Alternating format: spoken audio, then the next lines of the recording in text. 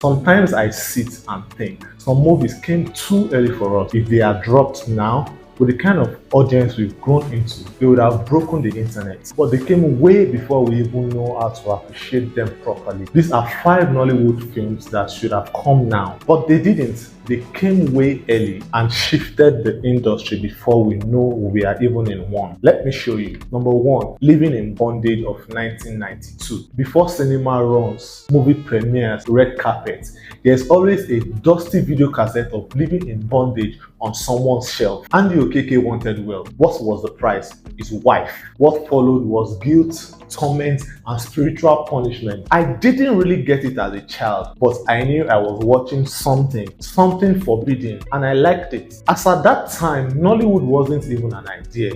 People gather in people's living room to watch films. Living in Bondage gave us supernatural thriller. It made money ritual story mainstream. It showed that home video could spark an entire industry. That movie is the genesis. Number 2, Thunderbolts Magnum of 2001. As at that period, HIV/AIDS was ripping through homes and nobody was bold enough to talk about it. But what did Tunde Kelani do? He wrapped that fear into a love story, Magnum, an ancient Yoruba curse placed on unfaithful women. Thunderbolts Magnum was a cultural confrontation with rich Yoruba dialogue and stunning visuals. Kelani dragged private bedroom conversations into the living room. It opened the floor for sexual health in Nigerian homes. It proved African tradition and modern issues can sit side by side. It made people uncomfortable, and that was actually the point. Thunderbolts was a necessary discomfort. Some of us aren't even ready for it till now. Number 3, The Figurine of 2009. This one, personal. I remember watching this and thinking they'll soon mess it up as usual, but they did not. Instead, they gave us crisp visuals, suspense, and an ending that stayed with me for weeks. Femi, played by Ramsey Noah, finds a cursed figurine that promised 7 years of good luck, but it comes at a cost. But was it the cost or just human being humans? This movie raised the bar for cinematography in Nollywood. It forced audience to stop expecting shortcuts, and it gave thrillers a real home here. The figurine was ahead of Nollywood itself. Number 4, Phone Swap of 2012. Before Phone Swap, Nollywood rom-coms seemed so predictable.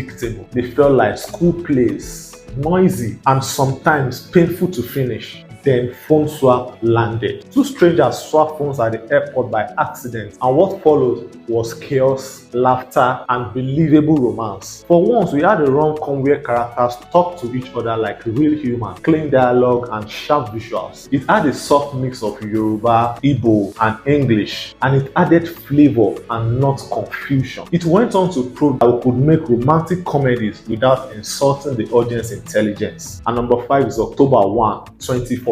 This gave us a set of Nigeria in the 1960s. The whole country is buzzing about independence, but somewhere in one small village, women are being murdered. Who else thinks to mix murder mystery and national history? But Kunle Afolayan did. October 1 was cinema, costumes, sound, story, but beyond that, it made you really question what independence really gave us and what it didn't. It introduced Nollywood to serious periodic drama filmmaking. It proved that history can be thrilling and not just a school lesson. It gave filmmakers permission to spend on films. Without October 1, this new era of big budget Nollywood movies might not have been birthed. So what's the takeaway in all of this? These films dragged Nollywood into the future by force. Living in Bondage birthed it. Thunderbolt made us uncomfortable but in a good way. The Figurine made thrillers respectable. Phone Swap cleaned up romantic comedies. And October 1 showed us what cinema could feel like.